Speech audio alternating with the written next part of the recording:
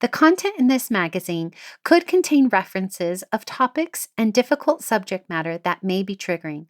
Please honor yourself, inner knowing, and proceed with whatever help or guidance you feel is intuitively aligned.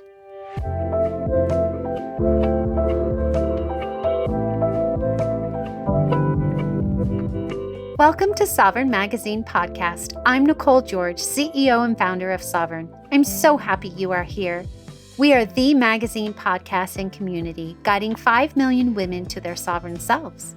From heart-led conversations to magical meditations, our inspiring guests will show you how they can help you step into your sovereign self. Are you ready to listen to your inner voice and step into your power? Then keep listening to hear all of the intuitive messages meant for you today.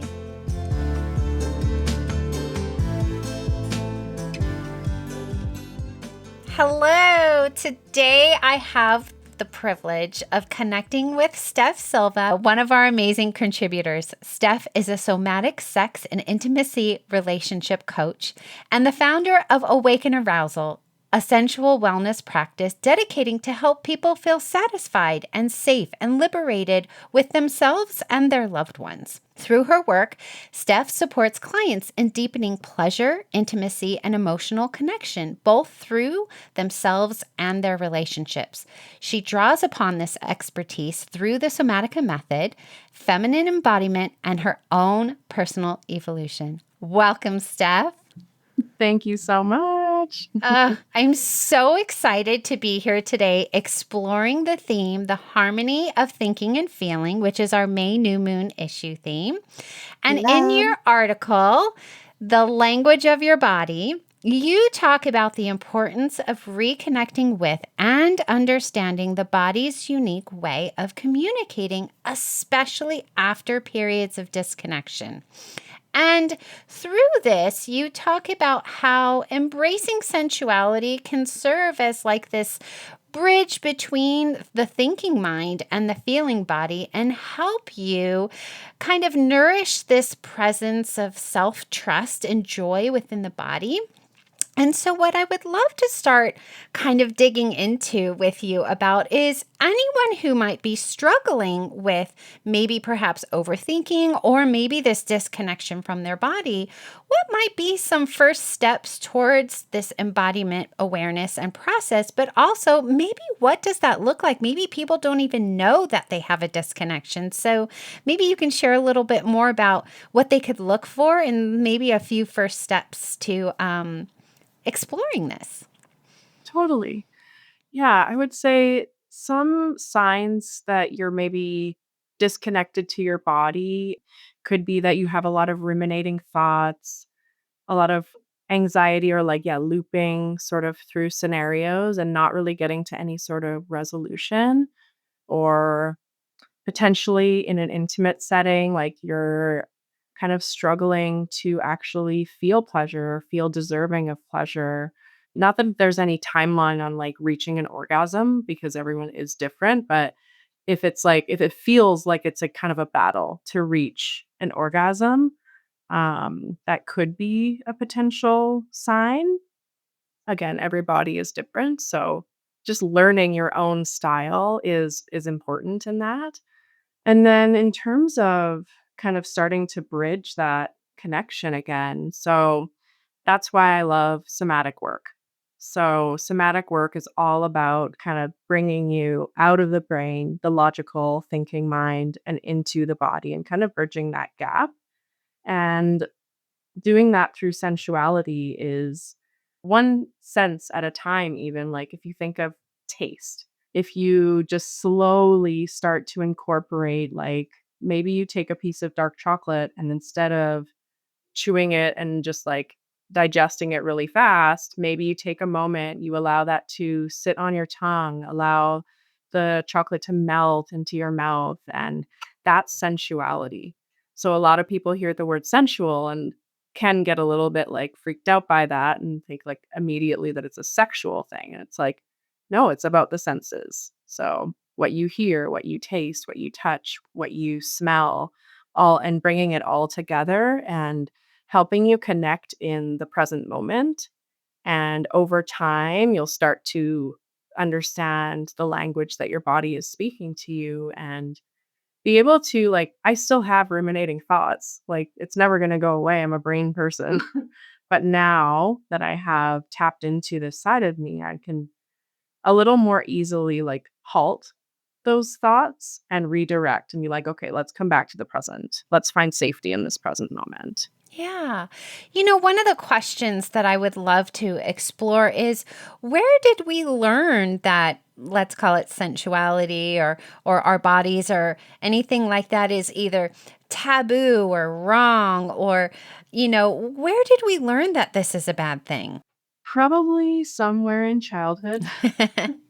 So it could have been from trauma, it could have been just from social conditioning, like the way that little girls and little boys are treated when they're younger are very different. And anything from childhood could impact your view of sensuality, your upbringing, like how your parents thought about it, whether you talked about intimacy or had any sort of age appropriate early education on sex sensuality or sexuality. Yeah, for sure. I think that's definitely true for myself. I think I definitely learned a different way of being with my body. And so I think this is going to be a really interesting segment for people who are maybe disconnected from the body, whether or not they have or haven't had sexual trauma, because you and I are going to go through a really exciting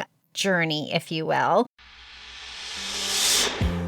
Are you ready to be part of the movement of guiding 5 million women to their sovereign selves? Are you a woman who trusts her inner voice and is stepping into her power?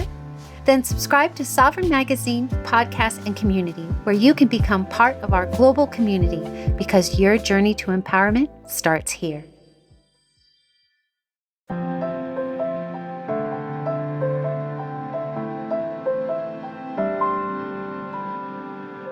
So, we have a new segment here on the Sovereign Magazine podcast called Steps to Your Sovereign Self. And anyone who has journeyed into sovereignty, that is really about trusting your inner voice and stepping into your power. And so, with sensuality, a lot of us aren't even able to hear that inner voice or awaken to embrace the sensuality we may be desiring or craving, and maybe even be embarrassed by it. And so on our segment, you and I are going to kind of do a little bit of role playing. I'm going to pretend to be your current client. And you and I are going to go through some practical ways to perhaps embody and introduce different methods to myself of how I could claim this new way of disconnection with my body that I perhaps might have, and help the audience utilize these tools for themselves personally, and if they're in a relationship, learn a new way of reconnecting to their body and stop the overthinking and start feeling again and engaging in a new way of pleasure, really. I think that's a word so many people are afraid to say, pleasure, joy. So let's get into some pleasure here. I'm going to come to you and I'm going to say, hey, Steph, I've been a survivor of sexual trauma. Let's say I am having difficulty connecting with my body. I don't really know what it feels like to feel pleasure anymore. I just feel so disconnected from my body. What would you say to me? Well, first off, I would say like thank you for sharing. It takes a lot of courage to come forward and share that you have experienced sexual trauma. That's awful and I'm so devastated that that happened to you. And it's very common and I want to normalize that when you have experienced trauma that you probably will experience a disconnect from your body because it was taken from you. So just normalizing your feelings that you have with your body and normalizing the relationship that you have.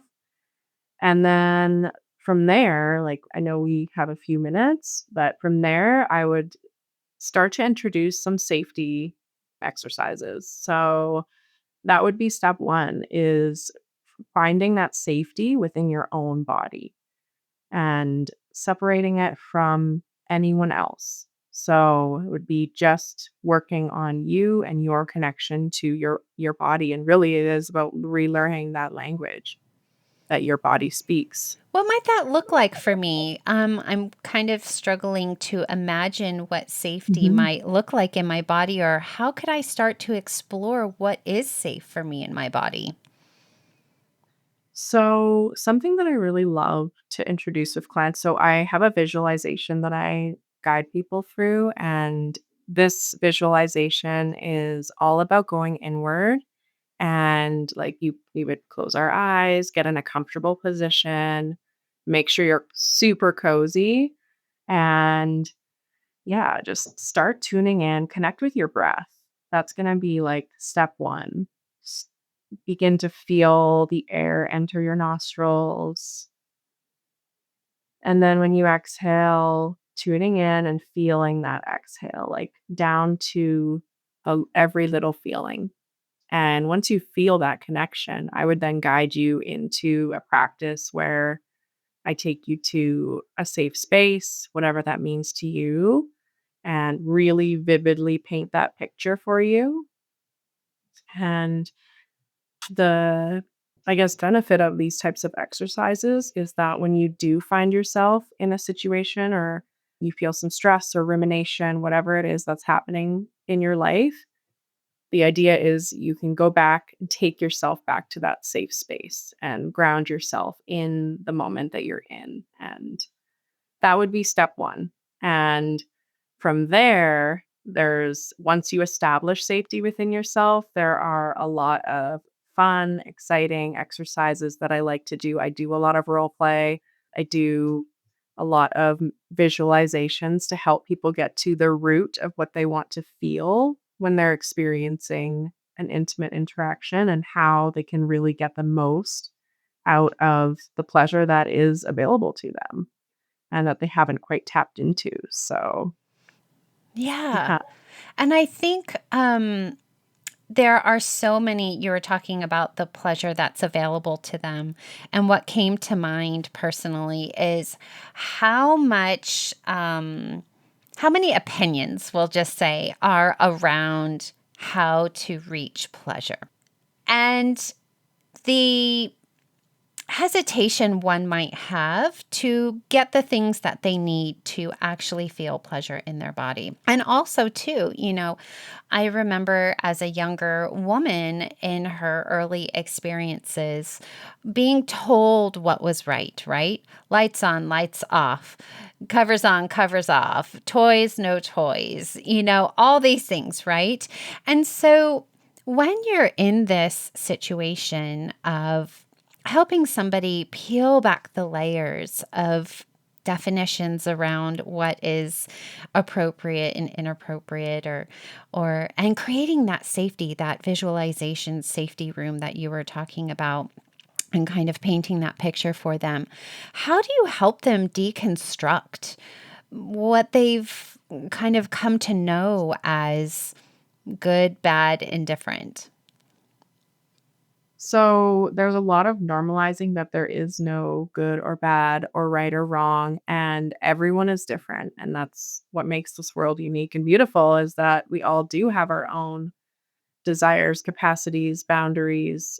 That's why sometimes, this work takes a little bit of time because it's it's not going to be immediate for everyone, depending on how deep their programming and conditioning is. So it's conversations, it's getting into the body and really like tuning in and allowing them the space and the safety and a judgment-free place to express themselves. Like I always say, like, I love to hear your fantasies. Like, please tell me. Like, nothing is off limits, nothing is taboo. You will not feel any judgment from me about your fantasy. So it's like you yeah, you just have to create that safety and allow people in their own time to unwind and unravel the programming that has and yeah, asking them like what do you want?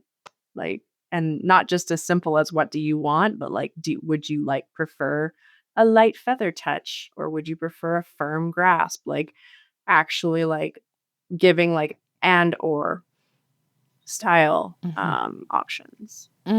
I love this so much because the word permission came up and preferences. And I think so many of us, I mean, even if we just take out the intimacy part with a partner, right? The intimacy with ourselves, the harmony of thinking and feeling between ourselves, the permission is so often not there.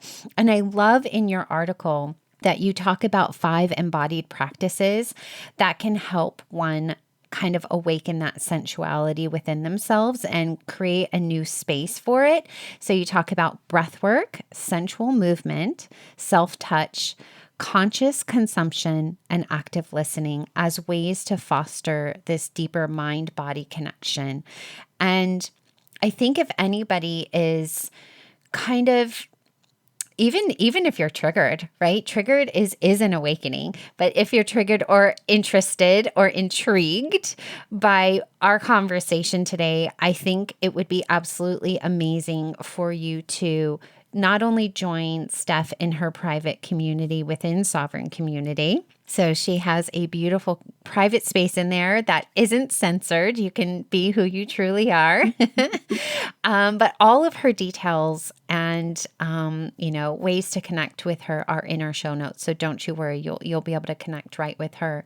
But I just want to thank you for allowing us to have this conversation today because I think so many people are afraid to be honest with you. Yeah. And I think just saying, I give you permission is so beautiful. And now somebody has a tool to come in and recognize that they might have a disconnection with their body. And so just by having this conversation today, we have activated and awakened people on the other end listening. And so thank you for your bravery, your courageousness in talking about this and giving people the preferences that they desire. Thank you so much for having me. So beautiful. I'm really happy that we got a chance to have this conversation as well. Me too.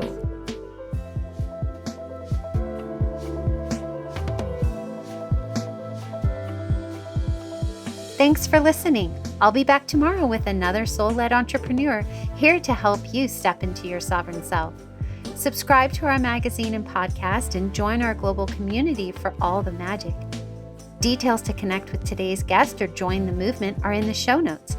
And if you enjoyed this episode, please leave a review. It helps us reach our goal of guiding 5 million women to self-sovereignty.